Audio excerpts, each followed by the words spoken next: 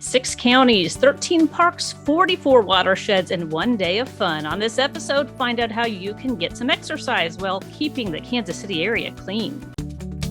Whether you live in or just love Johnson County, Kansas, JoCo on the Go has everything Johnson County. Here's what's happening and what's coming up in the community you call home. Thanks for joining us for JoCo on the Go. I'm your host, Theresa Freed, a Johnson County resident and employee of Johnson County government. Johnson County has some amazing amenities, including some wonderful parks and waterways, but taking care of these assets means we all have to do our part. And this month, there's a great event designed to do just that. Here to talk more about that is Heather Schmidt with Johnson County's Public Works Department and also Synthia Isah with the Mid-America Regional Council. Thank you both for being here. Thank you for having us. Yeah, thanks, Theresa. Well, first off, let's just talk a little bit about the work that you do in the county and within the region, and we'll go ahead and start with Heather. I'm the program manager for the Johnson County Stormwater Management Program, and a lot of my role is to address water quality issues in stormwater. And I do this by working with the partners in the cities on their stormwater permits with the state to keep the water clean, and then also regionally, and this is where I work with the Mid-America Regional Council and Synthia on keeping water quality, doing water quality messaging across the whole region. All right, and Synthia, can you talk about your work with Mid-America Regional Council, also known as MARC? Absolutely. So I'm a water quality planner with the Mid-America Regional Council. I support a number of committees who do water quality education across the entire metro, both sides of the state line. I also run a number of projects that are intended to do something similar. So right now we're focused really on green infrastructure and other things that communities and residents can do to improve water quality, which is where this event comes in. And so we're really excited to have an opportunity to talk a little bit about our Plogtober event later this month. Right, and this is a concept I've never heard of. Heather sent us an email in the Public Information Office and encouraged us to share this information. And so I had to do a little bit of digging just to do some research on it, but it's a different concept. So can you talk about what is plogging, and can you talk about also the event that's coming up? Absolutely. So plogging is an event that comes from Sweden. Actually, the word plogging is a combination of two Swedish words that mean jogging and litter pickup. And so the idea is that we invite residents out to do some litter pickup along local trails near streams and waterways to prevent litter from getting into the waterways and impacting water quality. So we have a plog scheduled throughout the entire month of October. Actually, this is our Plogtober event. So throughout the entire month, we're inviting residents to get out and do some local litter pickup around their neighborhoods, their communities, their workplaces. But we're also coordinating a single event on October 17th, which is a cheap Sunday, I understand, but I'm hoping that residents can get out sometime during that day, either before or after the game, to do a little bit of plogging. And this on the 17th, we'll be coordinating 6 pickups across the entire metro along a number of different trails and streams. Okay, and some of those are happening in Johnson County. So which ones are here in Johnson County? The Mill Creek Streamway Trail along Mill Creek, and then also on Indian Creek in Overland Park. So can you talk about too, like, what does this look like? I'm just picturing somebody jogging with a trash bag. And do they just happen to see something and they stop their jogging for a moment and pick it up, or how does that work? That's exactly it. So this is really about recreation, about getting outside and enjoying some of our local trails and also doing some litter cleanup. So we definitely don't expect anyone to get out there with, full-size trash bag or, a wheelbarrow full of trash. This is a pretty easy, pretty simple event. It's more in the realm of many hands making light work. So we invite people to get out with, say, a grocery bag or just a small trash bag and to pick up litter as they see it. Litter specifically being plastic bottles, kind of discarded trash, PPE, for example, masks that may have been left behind. We're definitely not asking anybody to pick up dumping or large litter events or large instances of trash. And so if people see tires or hopefully no, illegal materials, but we're asking people to leave that stuff behind. There are other ways that that can be picked up. This is really just a way to start picking up some of the litter that gets left behind when people aggregate in a space or when people visit some of our trails in the metro. So, what are some of the concerns when trash is left behind? Like, what does that do to the water? So there are actually a number of impacts that trash can have on our water, and I'll let Heather speak to this a little bit more. But one of the major ways that trash can impact our waterways is that when it gets into the water, it can start to impact some of the green infrastructure projects that we have around the city. For example, clogging up some of those rain gardens or bioretention efforts. And that can be kind of negative because the green infrastructure is designed to capture and clean rainwater. But I'll leave it to Heather to talk a little bit about the other ways. Yeah, so that's a really good point, Synthia. Also, just our gray infrastructure, like our stormwater drainage systems, when people put trash on the ground, like on a street, not even near a waterway, that gets, when it rains, it gets washed into the storm drains, and those can clog. That can cause issues for flooding and for water quality. Additionally, when we start to think about stream health as a whole, we hear a lot about plastic in the ocean. This is a way that plastic gets into the ocean and trash gets into the ocean. It flows from our streets and our streams here and flows downstream. So that obviously impacts fish. We hear about fish eating microplastics in particular, mistaking other things for food. So we don't focus so much on the chemistry of the water, but just the stream health in general with the trash. Okay, so you see, a surgical mask or something like that on the ground, it may not seem all that significant, but all that stuff probably adds up and has a larger impact on our waterways. That makes sense. Our motto or slogan for the Water Quality Education Committee with Mark is, if it's on the ground, it's in our water. So that pretty much, anything you put on the ground, anything you leave on the ground will eventually make it into our waterways. Gotcha. And can you talk a little bit more about this regional collaboration, not just on this event, but in terms of looking at environmental sustainability and improving our water quality and things along those lines?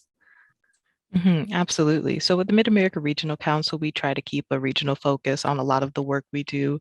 As the Transportation and Environment Department specifically, we have a number of committees that coordinate efforts across the metro. So I facilitate the Water Quality Education Committee, and that's how I know and work with Heather.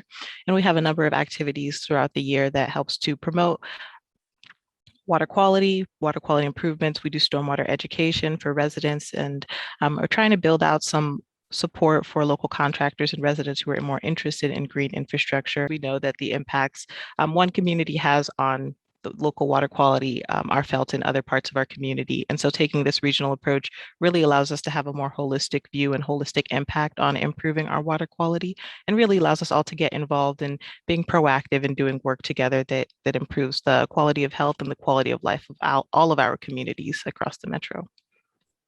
So one of the things I like about this Plogging event is it's not just adult focused. It's probably a good way to introduce children to the concepts of picking up litter and taking care of our environment. So can you talk about how there's been some success with that education component? So absolutely. This is the first Plog we're doing virtually. Previous Plogs have been in-person events, and those events were an opportunity to get the whole family out, parents, children, grandparents, to do litter pickup together in one coordinated event.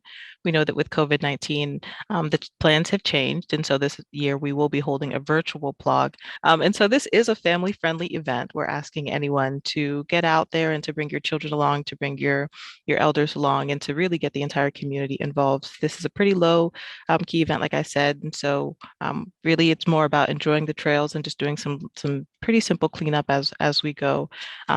We're partnering with the Girl Scouts of the Greater Kansas City Metro to do this event. And so there are going to be other troops or groups of young girls who are involved with this. But really, this is an opportunity to get some hands-on education about where where the trash is coming from and why it's being placed there and why it's important to pick it up, and also to start pushing that point that the trails that we selected are along local waterways. And so it becomes much easier to see that that trash can end up in our local streams and make its way to the Missouri River and eventually, like Heather said, to the ocean. And so we're really hoping to push that kind of hands-on, proximity-based education and really bringing youth into it, because we recognize that the sooner they learn about environmental stewardship, the better advocates they're going to be for the condition of their environment as they're aging. So, okay, that's great information. And that, brings up a question. I was wondering if this was more organized with larger groups doing it, kind of like how people will adopt a highway and they will take a portion of that and do the cleanup along that. So is there a formal like registration process, or do you take a certain section of an area, or how does that work? absolutely. So there are two options for this plog. One is we're inviting families to pick up litter around their own communities. And so they can do that at their own leisure throughout the entire month of October. But we do also have this coordinated plog effort where there is a registration online. You can reach it at kcplogtober.com, and that will reroute you to the Clean Water Education website that we maintain for the Water Quality Education Committee, which is cleanwaterkcmetro.org. And at that site, you can register either yourself for an individual or family plog, or a community group, workplace group, green teams for a more collective plog on October 17th. And so that is going to be our more formal option, the October 17th plog. And on that date, we're inviting you to choose whatever trail you want to visit, whether it's in your community, near your workplace, a place that you love and cherish and visit often. And as long as it's kind of in our short list of litter hotspots that we know of, we're welcoming anyone to go to any plogging site and to pick up litter. And also at the end of the plog, to take a picture of themselves, their group, the trash that they pick up, and to submit it for a prize giveaway. All right, that's great. And just to bring it back to Johnson County a little bit, Heather, can you talk about some of the educational campaigns or the different things that we have going on within your division to educate people on the importance of picking up their garbage and keeping our waterways safe and clean? Sure, I'd be happy to. We have several different education campaigns that we do throughout the county. One of our large one of our large efforts is we do have some nonprofits working for us in schools, and they do actual water quality education for eighth graders across most of the county, where they take the kids out and they actually go and do water quality sampling. Along with this, in some of the situations, they also do a trash pickup at their school. And so that kind of connects, it starts to help those kids connect, oh, the trash is here, but maybe that doesn't necessarily connect with water quality or how our stream health is. But when we start to bring that information together, that's a kind of a light bulb for a lot of kids in understanding what their impacts are on our environment. Another big thing that we do is we work with K-State Extension to do adult education for taking care of their landscapes, because this is another place where that message of if it's on the ground, it's in your water really hits home. And this is where what the chemicals we put on our lawns to make them weed free or to make them green and grow. Those things can have an impact on our water quality. They can cause pollution and algal blooms and things like that in our waterways. But we just need to be cognizant of how we're applying them to our lawns and getting soil tests and learning what we need to apply to our lawns to make them grow efficiently, but also protect water quality. Okay, that's great information. And where can people go to get more information, both in Johnson County and from the Mid-America Regional Council on improving water quality? We work together on a great website that Mark hosts. The cleanwaterkcmetro.org is going to be the best place to stay in touch with the work that Mark is doing to educate residents about water quality. We have events and other resources available on that website. And through kcplogtober.com, you can register for the plog, and you should be redirected to the cleanwaterkcmetro.org site that way as well. And so definitely check it out. All right. Well, let's hope for some good October weather so plenty of people can get out and keep our county and also our entire region clean. Thank you both for being here today. I really appreciate it. Thank you, Theresa. Thank you. And thank you for listening. You just heard JoCo on the Go. Join us next time for more Everything Johnson County. Have a topic you want to discuss? We want to hear from you. Follow us on Facebook and Twitter at JoCoGov. For more on this podcast, visit jocogov.org/podcast. Thanks for listening.